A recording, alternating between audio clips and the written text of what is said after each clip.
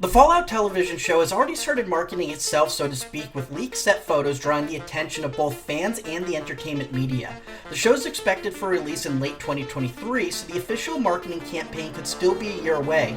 But because of these leaks and some official statements, we already know a great deal of what to expect from the show.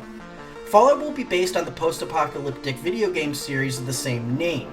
The series is being developed by Lisa Joy and Jonathan Nolan for the streaming service Amazon Prime Video.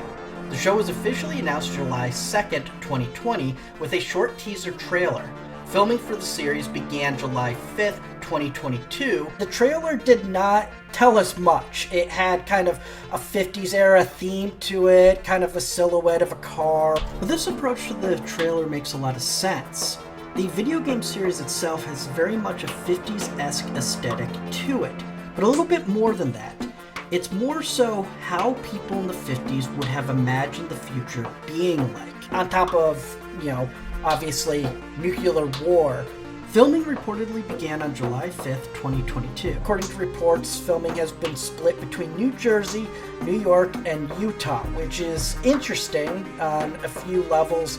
But we'll get into more of that a bit later on. The leaked photos started to appear around mid to early July, so not too far off from when filming began. And at first, the photos didn't seem like they were actually leaks, even though they've been called online by a lot of people leaks. At first, it doesn't seem like that was the case. It seems like some people that were in the New York area actually saw the set being constructed. It was basically a grocery store set, one of the chains that's actually exists in the canon of the video games, called the Super Duper Mart. The store is reportedly a former ShopRite located on Highland Boulevard on Staten Island. And they kind of made it dirty and kind of grungy and put up some old 50s cars that were rusted out into the parking lot and kind of made it look like it's something you would see in the video game. But what's interesting is these photos seem like they were taken from off the set, from a nearby roadway or a nearby sidewalk that anyone could access, and it just seems like some people started taking photos of this because it was out in the open. Where it gets really, really interesting is as time progresses, we start getting into late July, early August, we start to see photos that definitely appear to be leaks. A lot of them show kind of a facility of some sort. We see what appears to be scientists and a guard with what looks like a plasma or possibly laser rifle kind of standing nearby. They seem to be wheeling a body. There's a little bit of a orange kind of device, it seems like, that's on their lab coat, and that kind of may indicate that they actually are scientists that work for Vault-Tec, because they do have kind of lab coats with this barometer type thing on their chest, and that seems to be what they are. So it could be very much a Vault-Tec scientist with a guard nearby, and it could be a guard that works for Vault-Tec. I've seen some people online say that he might be an Enclave soldier, which we know for a fact in the canon of the video games, the Enclave and Vault-Tec obviously worked very close together. So if this is an Enclave soldier, that would be very interesting. But they're in some kind of facility of some sort, wheeling a body, and that's pretty much all we know from this. We also got a picture of one of these scientist-looking guys actually walking a dog, and that's very interesting because obviously the series is known for having a dog companion, usually by the name of Dogmeat. And so the question is whether this dog we saw is indeed Dogmeat. And why is he being walked by what is potentially a Vault-Tec scientist? That's an interesting question. It could just be that this is a dog that was on set for filming, and one of the actors decided to take him for a walk. But it could also be part of the show as well, which would be very interesting to see whether, before our our main character, whoever is the star of the show, gets a hold of his very own dog meat, whether he was actually first a Vault-Tec, the dog of a Vault-Tec scientist. Along with the facility, we also got some what looked about one or two pictures of what looked at the time very much like a vault, which if we're seeing Vault-Tec scientists, well, certainly there's going to be vaults around. So it was kind of an unfinished set, but the way the windows looked, it definitely looked like a corridor that is very distinctive of what you would find in a vault. So it seemed very likely that was what it was. Twitter appears to be one of the main places these photos have been circulating. But it's worth noting that some of these photos that have been posted on the website have been removed, now displaying blank images that say the media cannot be displayed.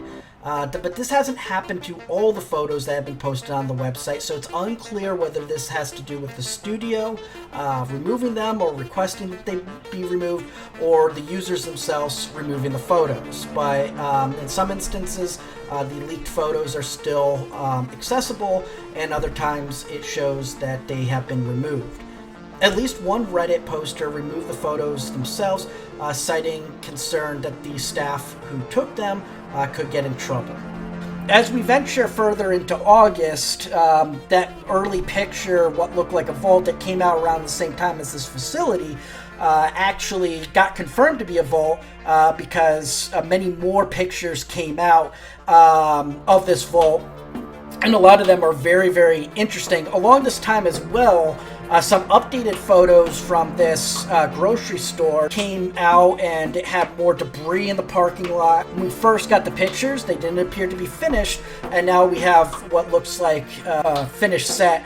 But the latest pictures, the ones that showed the vault, we get a lot more clues. One of the pictures shows what looks like a nursery. Another one shows what looks like a classroom of some sort, and then another one looks like a farm, kind of an indoor farm that's kind of set up with the vault. So all of that tells a lot, actually. So we know in Fallout 3, the game kind of starts out with the main character, the player character, growing up in the vault. We see specific moments in their life, birthday parties, them being born, them learning some things at an early age, his first time using kind of a BB gun, dealing with bullies and that sort of thing. And so with this, seeing a nursery and seeing a school and stuff, it's not, that's not a guarantee we'll get a similar start to the show, because it just we might just get more details on how the everyday operations of these vaults work, how people actually live down there and grow up, because as a lot of the vault dwellers, a lot of them never see the actual world. We're talking about a multi-generational thing where a lot of these vaults stay closed and locked for hundreds of years, and people grow up. They're born, they grow up, they live a life, and they die all underground without ever seeing the outside world. So there's going to be schools, there's going to be ways to resupply resources, and there's going to be a place to keep babies, there's going to be a place to live. Everyday necessities are going to be there if it's a functioning vault. So seeing that stuff is not a guarantee. However, it does make me think the beginning of the show may follow something similar to the beginning of Fallout 3, where we actually see the main character grow up in this vault before some inciting action forces him out into the wasteland. I'm just being a little bit hopeful, because I think that would be a great way to start the show, actually, but that is something that could potentially be how the show begins, and I think that would be fun to see, but no guarantee. The farm is very interesting, because a lot of these vaults will have different systems for perpetuating and recycling resources. There's the water filter, which is obviously a very important device in the first game, because the water filter breaking is what what incites the main character of that game, the Vault Dweller, to go out into the world to try to fix it, so all his community doesn't die.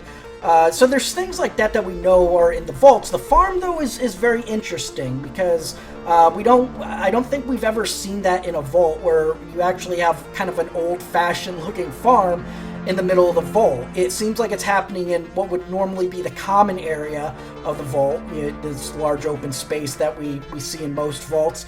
And this vault may just be a vault where they've decided to have a farm so they can get fresh food, and how they're keeping it working and operational, who knows. Obviously they have some kind of form of fake lights and stuff like that, but it will be interesting. And the pictures don't show any livestock or anything like that, but obviously they're pictures of the set, they're not pictures of the show, so maybe there's like cows or some kind of livestock that this vault breeds. Another point of interest that is worth noting about this vault is it looks pretty clean.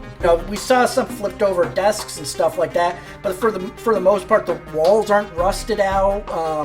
Things seem to be pretty much clean, and the people who've played these games before know why that's significant, but for the people who don't, basically the lore behind them is the U.S. government contracted out to a company called Vault-Tec to protect a large part of the American populace in the event of a nuclear war. It was basically this private company was contracted through Project Safe House to create a bunch of underground communities around the country so that if the nukes ever started falling, people could evacuate to these underground communities and be safe. And that was kind of the purpose, the stated purpose. That's what the public believed these vaults were for.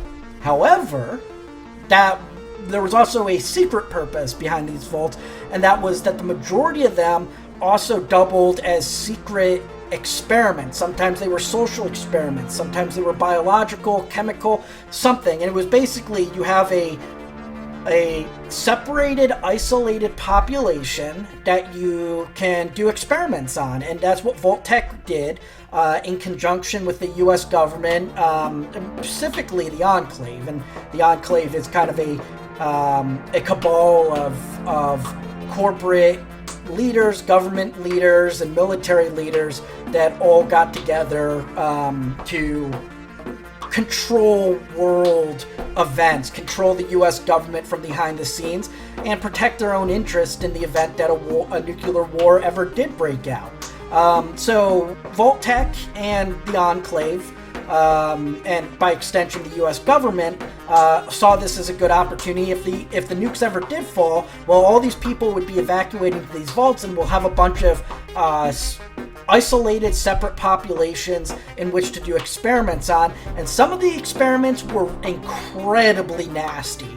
The majority of the vaults, as a result of these experiments or for some other reason, didn't last long once the nukes started falling.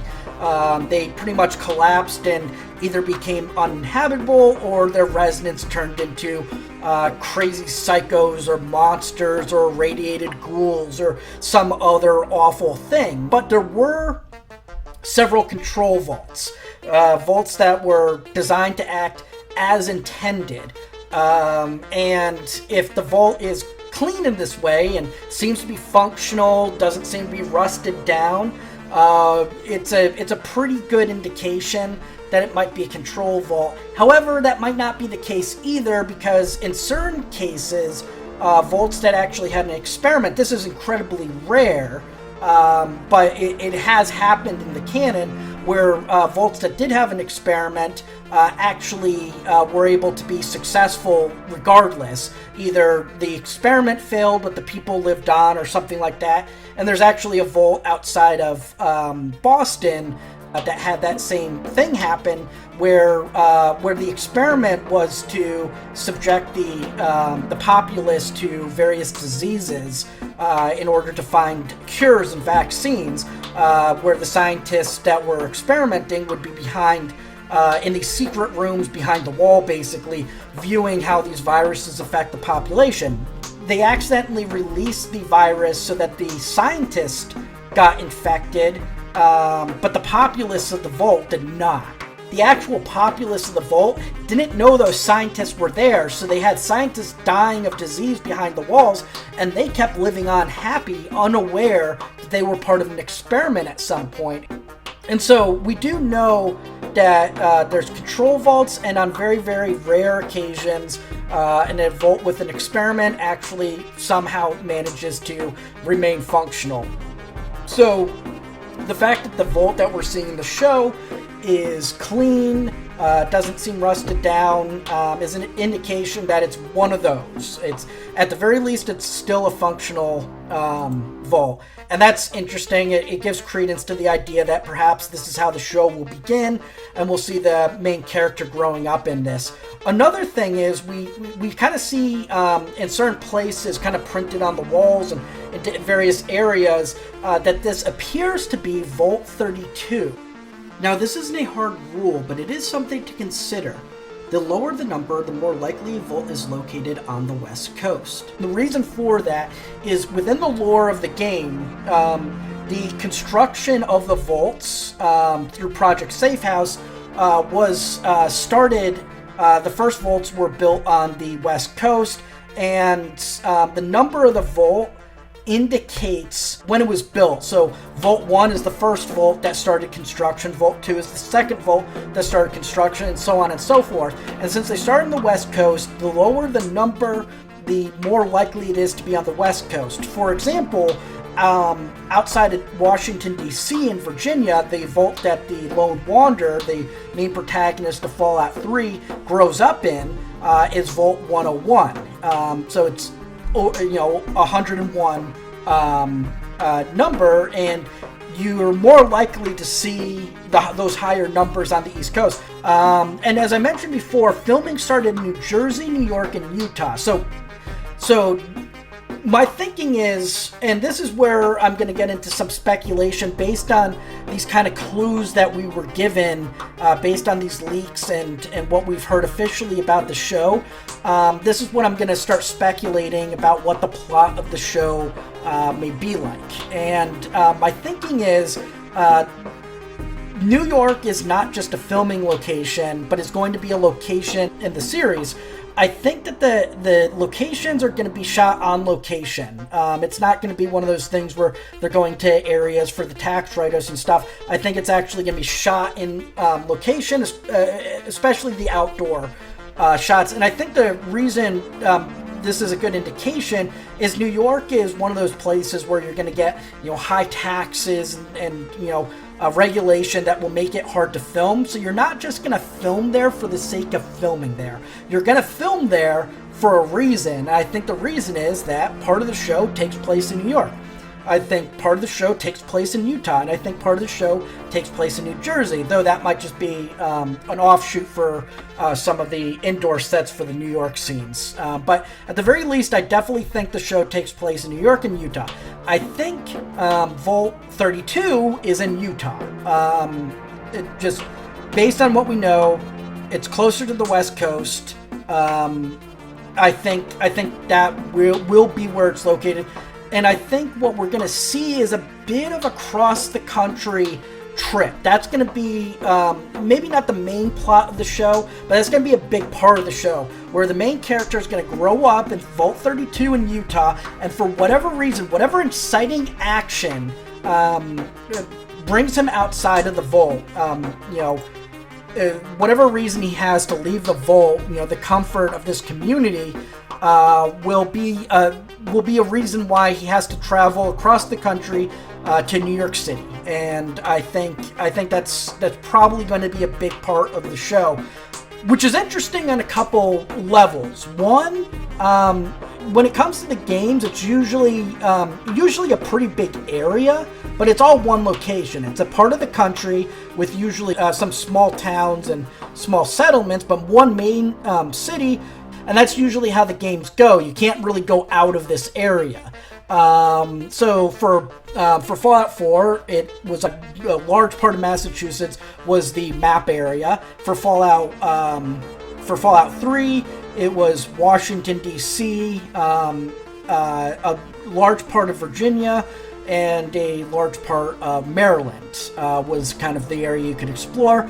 For Fallout New Vegas, obviously the big city was Las Vegas, renamed New Vegas, and the kind of area that you could explore was a huge part of the Mojave Desert.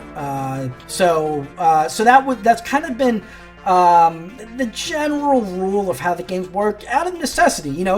If you're going to do a free roam game, you have to have a limit to the map.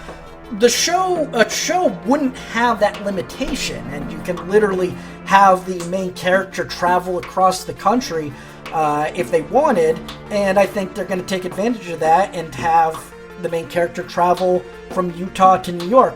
Another thing that's worth noting about that is that we do know that people do travel long distance. It's not overly common because not a lot of people have vehicles. It's very primitive how people travel, but we do know people do travel long distances, and we do know that there's trade routes that have been set up from the East Coast to the West Coast. So we do know that happens, and the reason we know that happens is because caravans are a massive part of the post-war economy.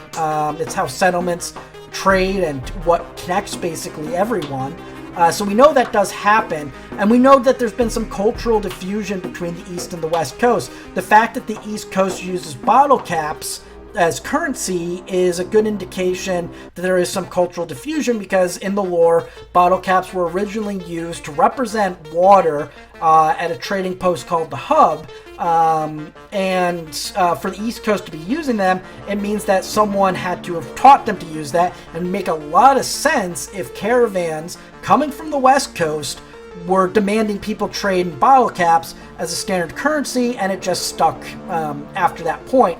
So that's one thing, and we also know that some post-war products, particularly drugs, that wouldn't have been located across the country because they were first developed after the war. We know that some drugs that were first developed on the West Coast did make its way to the East Coast. So we know that there is cross-country travel, and we know that caravans are a massive part of that. We also know that there is some intercontinental travel as well, even rarer than across the country, but it does happen. One of the companions in Fallout 4 is named Kate, speaks with a very thick Irish accent, and does appear to be in whatever Ireland ended up turning into. And so we do know that people do travel from across the oceans. It's just very rare, but we do know it happens. Just something to just keep in mind about long distance travel and communication in Fallout is that when the world was kind of hit with nukes, central communication, central transportation, central utilities, they all went to hell. So it turned very primitive, but it doesn't mean it doesn't happen. The fact that people could travel across the country, or across the oceans hundreds and hundreds of years ago, that's primitive technology, and they were able to do it. So it's the same thing in the Fallout world, that it's primitive technology, but they're still able to make it work. And then there's some factions that do have access to more modern technology, and they're even kind of forced to handle things in a very primitive way. So we know that the Brotherhood of Steel has access to vertibirds, which are essentially a type of helicopter. We know from some logs in Fallout 4 that because of a lack of a centralized satellite system, or at least access to such a system, that some of the vertibirds actually used old-fashioned ways of air travel, which was following coast and following rivers, basically landmarks you could see from the air. And so that's what they used for traveling long distances, and that's how. And the log basically described how they traveled from Washington D.C. To the Boston area using these landmarks, and that's actually something going back to the biplanes in World War I, and then the fighters in World War II. that was actually a way to travel in air, was to, one was looking at the sky, following the North Star and stuff like that. But another way was just looking at the ground and trying to pick up landmarks and following rivers and following coasts. That was actually a way to do it. And in the Fallout world, people are continuing to do it that way in the absence of GPS and stuff like that, which doesn't exist at that point, or at least doesn't exist in any way that would be usable for that type of long distance travel. So that's something to keep in mind, that I think the plot is going to be long distance travel from Utah to New York because of some inciting action. And that inciting action, we don't really know what that could be, but in classic Fallout form, it could be some family member is in trouble or got kidnapped or something like that, and the main character has to go out and rescue them. Like, in Fallout 4, it was the main character's son gets kidnapped, and infant son, and he has to go out and rescue him. In Fallout 3, it was the main character's dad disappears, and he has to go out of the vault and venture into the wasteland. So, even though I think people would complain because they'd be like, oh, that's so unoriginal and blah, blah, blah, I actually wouldn't complain. I think that would be it would be fine. And I actually wouldn't be surprised if that ends up being what the plot is. The main character, maybe not a family member, but a loved one, someone he cares about, gets in trouble, and he has to go out into the wasteland to track them down. And he goes from his safe vault in Utah to New York City, and so that will be interesting. On the note of New York City, as I said, I think that's filming on location, because I don't think you're going to film in New York unless you actually want to film in New York, where that's going to be a location in the show. There's a long-held belief among some fans that New York is completely destroyed from nukes, and there's been some indication. Fallout 4, there was a newscast at the beginning that mentioned New York and Pennsylvania getting hit by nukes, and there's also reference to something called the hot summer, which actually occurred before the nuclear war. But there's been this, because of little clues like that, there's been this perception that New York is completely destroyed. And while those clues do exist, it's never been outright confirmed that New York City is completely destroyed. So it's still fair game. It still could partially take place in New York City. So that's fair game. However, that doesn't mean that it wasn't hit hard. So I also picture a scenario because New York is really big, and we know for a fact from the lore that a lot of low-yield nuclear weapons were used during it. There was actually a strategic reason behind that, because when the Chinese fired nukes back at the U.S., they were aiming for nuclear power plants, military installations, and stuff like that. So they had specific targets, and also that the radiation of low-yield nuclear weapons is actually worse, because for the bigger nuclear weapons, a lot of the radiation gets shot up into the stratosphere and actually doesn't come down right, or cools off before it comes down. So low-yield nuclear weapons, where it doesn't shoot all of its radiation up into the stratosphere, it could actually be a lot worse, because you're going to have more radiation closer to the ground for a longer period of time. So that was one of the tactical reasons for actually doing it that way. There was also the bigger nuclear weapons that were used as well. So that is possible that perhaps part of New York is destroyed. Maybe Manhattan is a giant crater, but the boroughs surrounding it are mostly untouched. That's something that is a possibility. Since the lore never confirms it, they could just ignore it completely and just have New York just be a place. But if they did want to kind of do a wink and a nudge to how popular that theory is. Maybe they just have a giant crater in the middle of New York, but it hasn't destroyed the entire city. They could do something like that, but obviously I'm 100% speculating at this point. Speaking of the lore, another big question, which none of these leaks and none of what we've been told about the series answers, but we can kind of make an educated guess on, is whether this show takes place within the universe of the game, or whether it's an interpretation of the games. And what I mean by that, what I mean by that distinction is the events that have occurred in the game and the events that occur in the show within the same canon, within the same universe? Or is this show just going to be completely different from that? It's going to be an interpretation. I think the more likely scenario is that the show is going to take place in the same canon and the same universe as the games itself. And the reason I think that is, one, the makers of the show have talked about how they're such big fans. Another reason is Todd Howard, who is one of the higher ups at Bethesda Softworks, and really, he's kind of the public face of the Fallout series. He is the executive producer, one of the executive producers on the show, so I think he's going to try to keep the canon within the canon. And 2, or 3, there's really no reason not to have it in the same canon as the games. And here's why. So for so many other video games, the main character is a critical part of the identity of that video game series. So for the Half-Life series, it's Gordon Freeman. For Halo, it's Master Chief.